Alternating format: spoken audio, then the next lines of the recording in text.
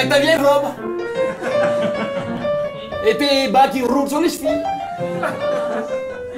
Bah, y a pas... Tu te laisses aller, hein. Et puis, il faut être honnête, hein.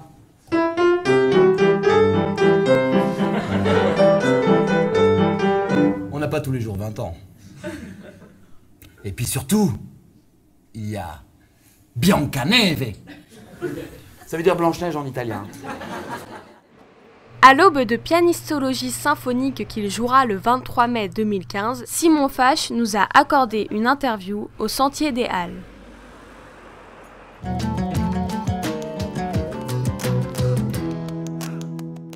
Mon frère et ma sœur jouaient de la musique, mon père a fait du bal, a chanté, ma mère joue encore toujours dans l'harmonie municipale d'à côté. Mon oncle est trompettiste, mes cousins sont musiciens.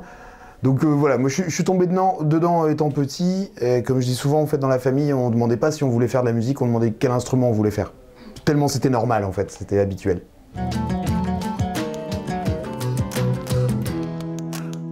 Je suis vraiment pianiste et vraiment trompettiste. Je joue un peu d'accordéon, du style drum, le truc des Antilles. Mais surtout je joue vraiment tout ce qui est instrument à clavier.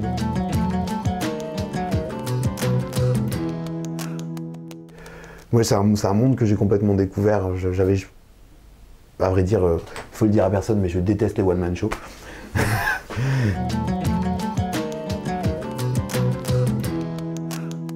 En fait, c'est un directeur de festival de jazz qui m'a demandé si je voulais pas faire un concert en piano solo pour l'ouverture du festival. Donc bah, j'ai bien sûr accepté et je savais pas quoi jouer. Et j'en suis venu à jouer des chansons paillardes, des génériques de télé, des trucs de Mike Brandt. Et sur ce concert, qui devait être un concert d'une découverte d'un jazzman, d'un jeune jazzman, en fait je suis arrivé, j'ai fait le con. Voilà. La petite histoire veut qu'à la fin de ce fameux concert au Festival de la Côte d'Opale, le directeur du festival est venu me voir en me disant « C'était bien ».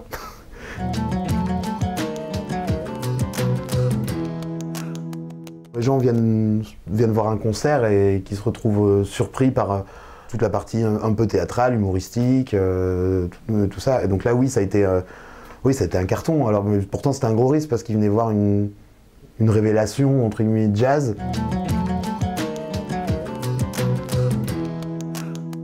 J'étais sûr que ce serait le premier et le dernier. Donc j'ai filmé, voilà, pour garder un souvenir. Et je l'ai montré à un copain comédien, metteur en scène, en disant voilà, regarde ça, c'est ce que j'ai fait la semaine dernière, qu'est-ce que t'en penses? Si tu me dis qu'il n'y a rien à faire, on n'en fait rien, moi je suis content, c'est un bon souvenir, moi je suis musicien, je fais ça à côté. Et il me dit il y a un truc, donc il dit on va travailler sur quelque chose. Non, ça c'est nul. Ça craint.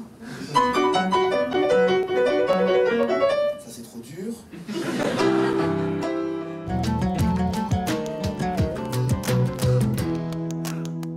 Bah, y a l'histoire de Blanche-Neige qui n'était pas à la version, on va dire, qui n'était pas jouée dans la version bêta de la toute première. Dada y était, Mike Brandt y était, MacGyver y était, La Mer c'était différent mais ça y était. La chanson improvisée telle que je l'ai fait, l'habitat du Dul bien sûr, puisque c'est quand même le fondement même du spectacle.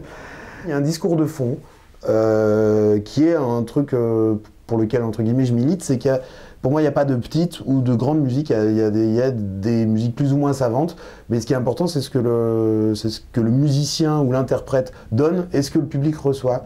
Et donc c'est pour ça que, pour moi, Mike Brandt, c'est magnifique, j'adore Mike Brandt. Et pourtant, je fais des études de musicologie et je connais la différence entre une symphonie de Beethoven et un morceau de Mike Brandt. Et alors? Et alors? Et alors? Il arrive!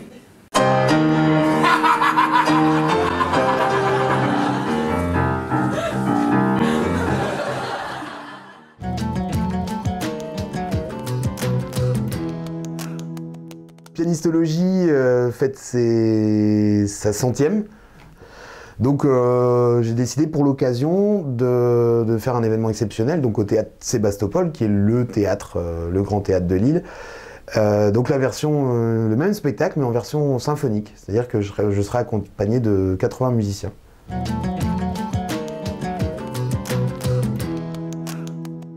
Les souvenirs que je raconte dans le spectacle sont les miens.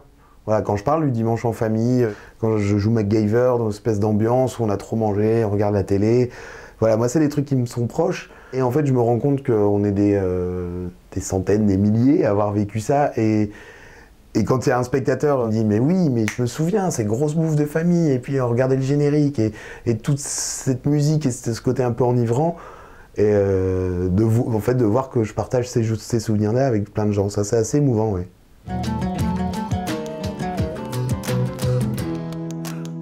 Pour moi, le plus beau, c'est 6 avril 2014. C'était le concert de sortie d'un album que j'avais écrit, où en fait j'avais composé des musiques pour des artistes, des amis à moi, de différents horizons. Il y avait un groupe de métal, il y avait un groupe de hip-hop, il y avait un groupe de gospel, il y avait des chanteurs de funk, il y avait plutôt jazz, plutôt chansons françaises, et tout ça accompagné par un grand orchestre de 20 musiciens. C'était un énorme bébé pour moi que j'ai accouché sur scène, et c'est un grand moment parce que, très égoïstement, comme n'importe quel compositeur, j'ai fait ce que j'avais dans la tête, en me disant je vais inviter machin parce que ça lui il saura le faire mieux que les autres. Et en fait je m'étais pas rendu compte à quel point ce projet avait une dimension humaine. Ça fédérait une centaine de musiciens donc autour de l'île. Le jour du concert, je me souviens un moment des balances, j'ai fait un tour à 180 degrés, j'ai regardé 360 pardon, j'ai regardé tout autour de moi et je voyais tous ces musiciens professionnels qui ont tous des carrières de fous. Réunis autour d'un truc, et là j'ai failli pleurer. Je l'ai pas dit, hein.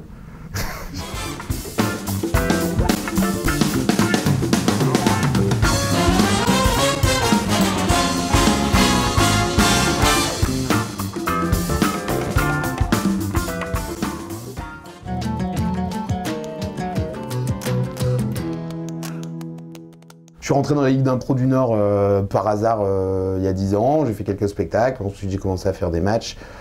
Ce qui est assez drôle, c'est qu'en tant que musicien, qui est quand même un rôle secondaire, je dois avoir dans les pattes plus d'une centaine de matchs, ce qui est quand même assez bizarre, parce qu'il y a beaucoup de comédiens qui n'en ont pas fait autant.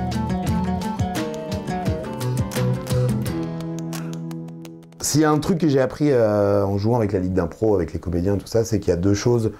Il y a deux choses à savoir, c'est qu'il ne faut pas réfléchir, il faut faire. Voilà, ça doit sortir tout seul, en écoutant les autres, hein, bien sûr, que ce soit les comédiens, les musiciens, tout ça. Et la deuxième chose, et je pense que c'est le plus important, c'est que si on fait une connerie, faut l'oublier tout de suite.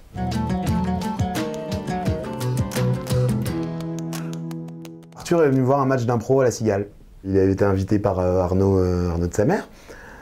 Quand il est venu, à l'entracte, le présentateur me dit ouais, il y a Arthur là, il voudrait ton numéro. Je pensais qu'il racontait une connerie. Et en fait, voilà, je l'ai croisé dans les coulisses, il dit mais c'est super, trouver le bon morceau, faire les jingles, tout ça, c'est vachement intéressant.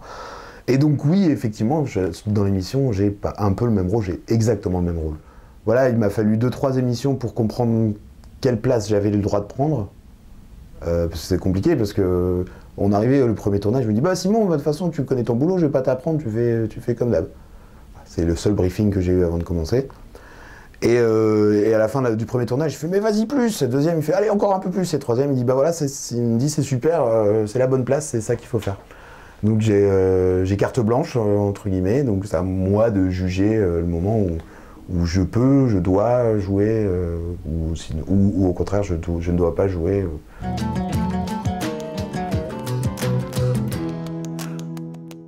À court terme ou moyen terme, il y a pianistologie symphonique. Voilà, donc c'est quand même un gros boulot de réécriture parce que il faut écrire toute la musique pour orchestre symphonique, donc ça demande quand même pas mal de temps. À vrai dire, je sèche un peu sur les projets futurs. Comme il y a eu ce gros projet dont je parlais tout à l'heure du Simon Fash Big Backing Band l'année dernière, c'est un truc qui m'a pris vraiment 2 ans de boulot. Là, j'ai voulu réécrire à la rentrée et j'étais un peu sec. Voilà, je pense qu'il y a un moment, quand on n'a rien, il vaut mieux rien écrire. Et puis du coup, il y a ce projet de 100e. Je pense qu'une fois que ça se sera passé, j'aurai peut-être l'envie de faire autre chose.